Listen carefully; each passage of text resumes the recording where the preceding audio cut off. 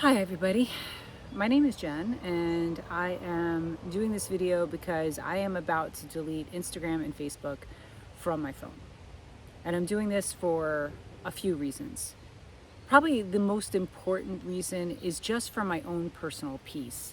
I really feel like I had a wake-up call during the World Cup where I saw a bunch of positive, wonderful things about foreigners coming to the World Cup and experiencing the US for the first time and having just wonderful experiences with Americans. And the experience I had while watching this was I felt so light and so happy. Like my mood, I was in such a great mood for at least the first week of the World Cup. Like, who can't be in a great mood when you hear about the Tartan Army falling in love with Boston, or when Korea and Mexico became like so incredibly tight that they wore each other's jerseys and rooted each other on. Like, humanity just came together and I felt wonderful. And it made me question, why do I not feel wonderful normally? Why don't I not feel like this all the time? And I really began to take a close look at my social media. And I'm an educator and I teach adults and kids about technology all the time. And I teach kids about the impact of algorithms. But I had not really felt the impact of how the algorithms were working in my life until the World Cup. And that's when I had a wake-up call. Because I realized, like, I know all this stuff because I teach this stuff, but just because I teach it doesn't mean that I don't feel it the same way. It's like how you might have like somebody who's incredibly knowledgeable physician may be very unhealthy in their own life. I don't think I was unhealthy, but I certainly did not realize the impact that social media was having on me. And so this is what, I teach my kids about algorithms. Algorithms in social media function in a way to try and keep your eyes on your device, whatever device you have. And back when social media first got started with like MySpace and LiveJournal, if you could even count that, like, you had to go and seek out your content. Even in the early days of YouTube wasn't functioned by an algorithm. You could search for topics or hashtags, but you had to go out and search creators. Nothing was being offered to you based on what you looked at or what got engagement. But now social media is incredibly different, and TikTok really had a major impact on that. So TikTok's never-ending scroll kind of flipped the switch on the entire social media game because they had the best engagement because there was never an end. And all the other social media companies wanted the same type of engagement TikTok had. So they all emulated the never-ending scroll. So now you have Instagram Reels, you have YouTube Shorts, you have Facebook Reels. It's all the same thing. But they're also all driven by an algorithm that is designed to keep you hooked, because your engagement means your eyes are on your device. And if your eyes are on your device, advertisements can be put in front of you. Whatever content you respond to is what's going to be fed to you more. And humans, we have a tendency to respond to things that make us feel fear out of an impulse to be aware of what's going on. And unfortunately, this has backfired, especially on me. This has backfired where I will see things pop up in my social media feed that scare me, that make me afraid for my safety or my family's safety or economic safety, whatever, doesn't matter. But what happens is, because I might replay that or I might watch the whole thing, I'll get served more of that content and more and more. And what has been shown time and again is that social media will begin to push you to extremes of content. And this is really frustrating because you will wind up going from simply perhaps watching a type of protest to seeing complete, utter mayhem and violence in the span of hours sometimes. Ordinarily, I would not be exposed to any of this in real life, but I am allowing myself to be exposed to extreme behavior via social media. And my brain doesn't know the difference between this is removed from me and on social media, or this is in front of me an immediate threat. My nervous system, my parasympathetic sympathetic nervous system, all my instincts see this thing that's making me afraid and respond that way. So what winds up happening is I become emotionally irregulated, and I become obsessed and want to check the feed more and more and more, especially on things that make me afraid. Now, some people probably are better and more capable of turning that stuff off than I am, but I came to a point where I realized that I am going to remove Instagram and Facebook from my phone. I am reaching for my phone way too much, way too much, and it's affecting my emotional well-being. It's affecting my attentiveness. It's affecting so much of my life, and I just don't want to compromise anymore.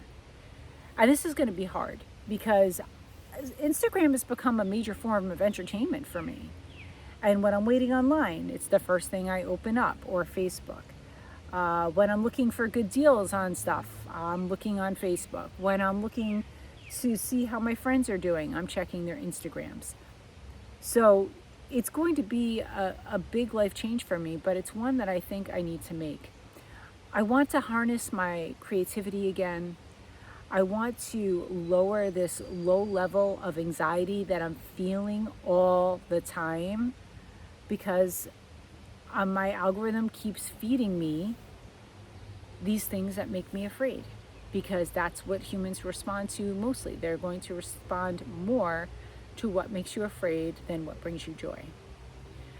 And I will have you know, some of you are probably thinking, well, why don't you seek out happy things like happy dog videos and stuff like that? I do. I absolutely do. I have some goofy accounts that I follow. But invariably, the way things work out, like I might see a positive dog rescue video. There's one creator I love to follow. He puts shelter dogs in a backpack, goes around New York City, gives them a great day so that way they can get adopted. And what that also winds up leading into is shelter dogs who need help, which I don't mind seeing that. And then shelter dogs who come in that have been abused. And then, of course, I feel bad turning that off, because what kind of a human being would turn a blind eye to a poor suffering animal? To more and more cases of like animals that need recovery from animal abuse. And again, this is nothing that I can do in person in front of me. I contribute to shelters, I do all that stuff, but my point is, something that started as innocuous and sweet gets turned to an extreme by Meta's algorithm on both platforms. And all platforms have algorithms which are just designed to feed you content that's going to keep you engaged. And they want that. They want your content so they can put ads in front of you. And that brings the next topic. I cannot tell you the last time I was able to go onto Facebook and not see more ads than see my friends. I can click on the friends option and just see friends, but I actually have to go out of my way to seek out friends or search out friends, where when it first started, it was just a constant feed of the people who I wanted to follow. And now it's all advertisements. Like, I'd have to say that probably 80% of what I see is all content that I did not seek. And it's all content that has nothing to do with my friend group or the people that I want to keep in touch with. So basically, I want to cut down on my social media addiction. I am 100% addicted. And I have an addictive personality to start with. I'm a member of a couple 12-step programs, and I have found relief through that. And one of the things that I've learned is that none is easier than some. Now, I'm kind of being a hypocrite with that, because I am keeping availability to these apps on my computer, and they will only be used when I'm in my office, because I do some work through both Facebook and Instagram. So I need to be able to have some kind of access, but I do not need to have it on my phone. if I need to have access, I can just go into my office and access it like any other kind of work material that I access. So that's my hope. After this video, I will be deleting it off my phone, both Instagram and Facebook. And I gotta be honest, I'm nervous. I wanna punk out. I totally wanna punk out. This has become such a huge feature of my life. And I even use the Be Present app to keep them shut down until like 9:30 in the morning. And it's just doesn't help. Summer is what really brought this on for me because I'm an educator and I have time in the summer. I'm not working. Like during work, I'm not on it that much during the day at all, but I just don't want to be there. I just don't want to be there anymore. I just want my peace back. I want to be able to curate my mood, curate my vibe, curate what I pay attention to. Because I really truly believe what you pay attention to becomes your reality. And I don't want to pay attention to the conflict. I want to pay attention to people who are bringing peace. I want to pay attention to the positive stories about humanity. So that's what I'm hoping to do. Wish me luck, because I was supposed to do this last night and I already punked out of it once. So hopefully this video is going to be good in one take. And here we go. Stay tuned. I'm going to be posting updates on how this goes. I know it's going to be better, but I am nervous. I know it's going to be better. I'm going to be more creative, and that's my bigger measurement. Like, will I be more creative?